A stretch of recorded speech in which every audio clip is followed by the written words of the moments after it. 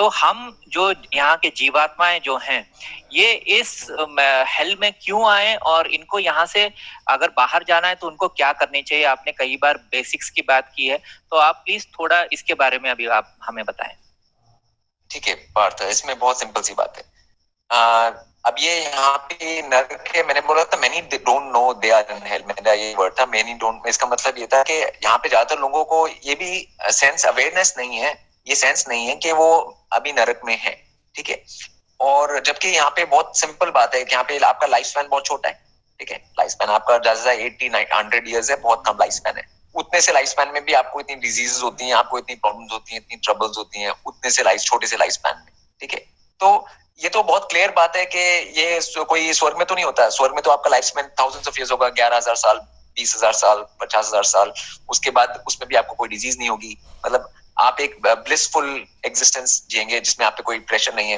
यहाँ पे तो तमाम दुनिया के प्रेशर है 80 साल की लाइफ में भी, ये करो, ये भरो, वो फॉर्म भरो, ये मतलब जितना तरह का कोई भी हेल्लिश प्रेशर हो सकता है वो आपके ऊपर है सारा का सारा यहाँ पे।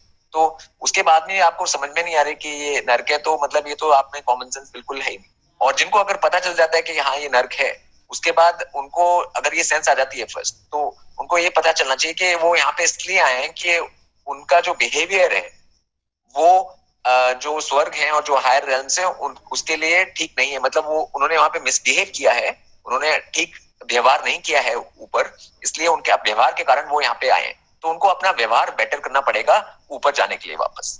तो ये सिंपल बात है यार। और आपको व्यवहार बेटर करने के लिए अपनी बीइंग के ऊपर कंट्रोल होना चाहिए। अगर आपको अपने बीइंग के ऊपर कंट्रोल नहीं है तो आप अच्छा व्यवहार नहीं कर सकते। अभी आपके सामने कोई ऋषि आ जाए, आप उनसे ठीक व्यवहार नहीं कर सकते, आपको अपने बीइंग पे कंट्रोल नहीं है। तो वो बीइंग का कंट्रोल अभी यहाँ पे जो इस पृथ्वी पे यहाँ पे आपको अपनी बॉडी दी हुई है, तो आपको उस बॉडी पे ही कंट्रोल नहीं है, तो आपको अपने मुंह से बोलने पे कंट्रोल नहीं है, तो आप सही अच्छा व्यवहार नहीं कर सकते।